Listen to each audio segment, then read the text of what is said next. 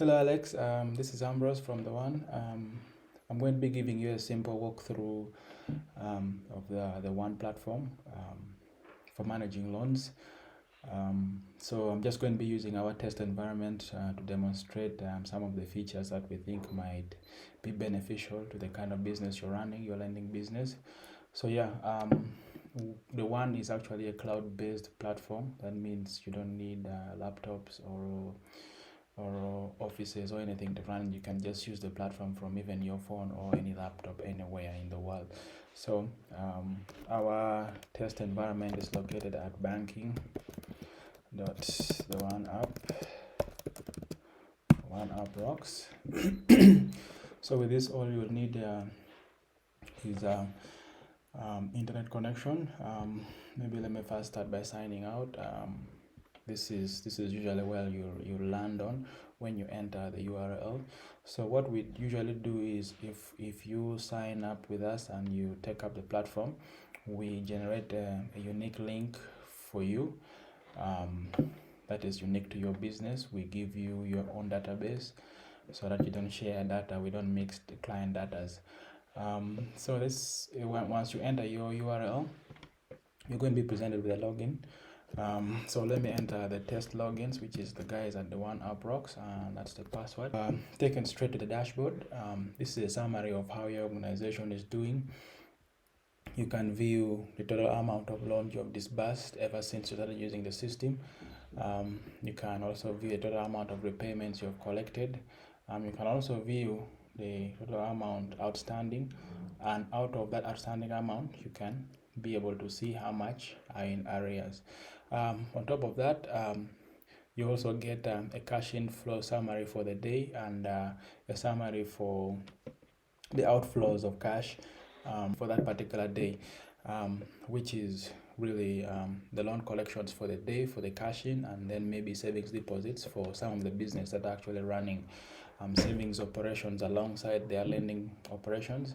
And then for the cash outflows, the disbursements you're making, any expenses you've incurred during the day, they are all recorded, and then the summary is shown on the dashboard for your viewing. You also get a collection statistics, which shows you the amount you've collected in the previous week, the amount you've collected so far this particular month, and this graph shows you the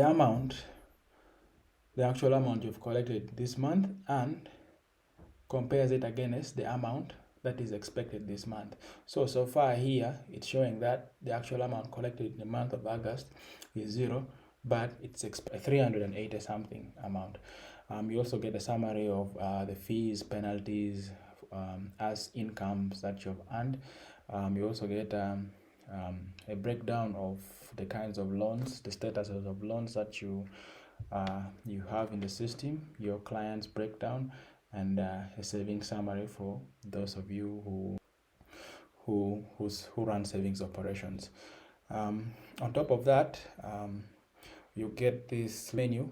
Where all operations are run from, and then there's a notification here, and then from here you're able to view your profile and log out. So in this menu, the first option is the dashboard. The second one is branches, whereby you manage your branches. If you have multiple branches, you can always separate them. You create them here, and then you register customers, your clients, your borrowers based on the branches. And those who are going to be saving, they also save from those different respective branches. Under clients is where you manage your clients. Your clients can either be groups or individuals or businesses. This is where you manage your loan from, your loan products and repayments, everything, the reporting. Most of them are within the menu. This is where you manage your accounting, your day-to-days, and this is where you manage your savings operations if you're allowing your members to actually deposit with you.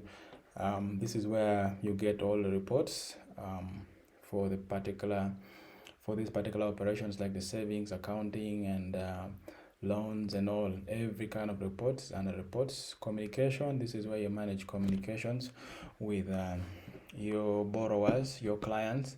If you have any assets, you can manage them from here. And if you have expenses, you can also manage your expenses from here. And this is where you record other incomes. And if you don't feel like we have what you need from here, you can always add custom fields. You can also give access to your employees if you have as users, so that they can actually log in and be able to assist you in running your organization. They can be loan officers, they can be tellers, and any kind of users you'd like, you can register them from here.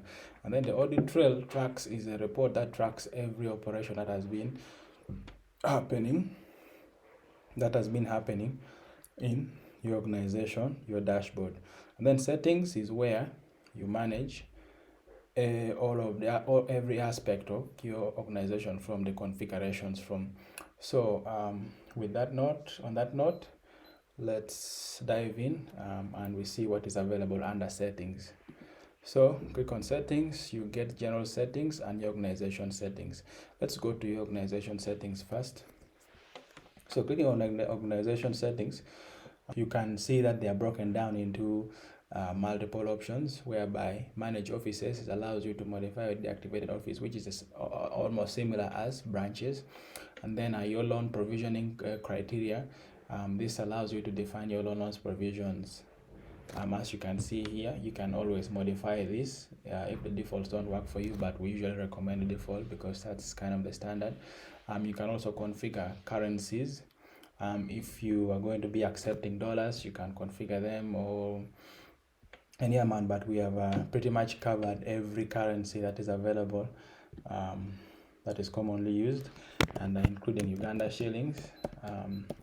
Before you add, you can always search from there and filter. You can see Uganda shillings is already included. So let's go back. You can manage funds. Let's say the loans you're giving out are from some kind of funding. You can always manage them, or you've also borrowed them from the bank. You can always record them so that you can separate where you're disbursing from.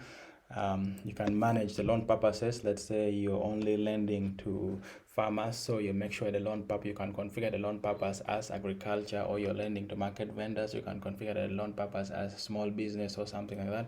You can also configure payment types that you're going to be accepting. You can do cash, mobile money, or you can add bank. This is really up to you. You can see from here that actually the system is very robust and allows you to control every aspect of your organization the way you want it. Now, under general settings, this is where you can actually define the name of your organization, the email address. If you have a website, you can define it there, the currency that your organization will be operating in, and the country and your organization logo. You can always define them from here, and then you save. Now, after you finish your organization settings, you can come and manage your branches if you have any. By default, there is a head office. If you view branches, there is already a head office that is set up for you, but you can always add more branches if you want, if you'd like to, if you have multiple branches. But if you don't have, you can just leave the default head office and you go with that. Then after that, you can come and create your clients. You can view existing clients. On our test environment, it's just me. And then you can also view the clients that are actually pending approval. By default, when you register a customer, they are in a pending state, whereby you need to approve them to actually be able to be able to be counted as clients in the system.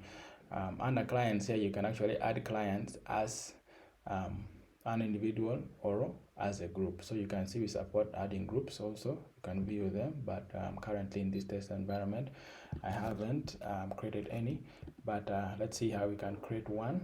So this is the head office. Let's call this maybe Nakawa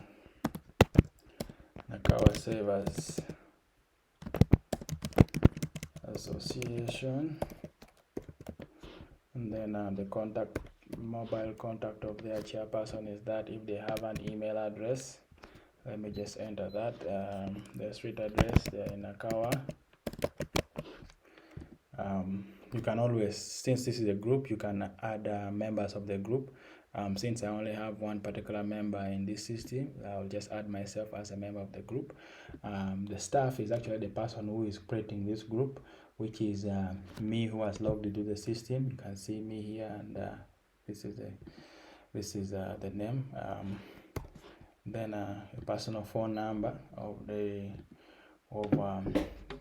chairperson, and then the address can be, let's also put just Nakawa, since they're in Nakawa, they don't have a lot. You can also add notes that describes exactly where they are, anything you'd like.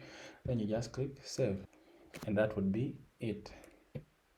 Now same procedure, you can view closed group, you can decline a group's application, you can view all those ones that are pending approval. It's up to you to actually approve them. That's managing clients.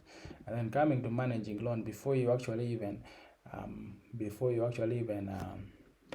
add a loan, you have to add a loan product, which is under managing loan products. So here we have personal loans already created, but you can add another loan product called a business loan.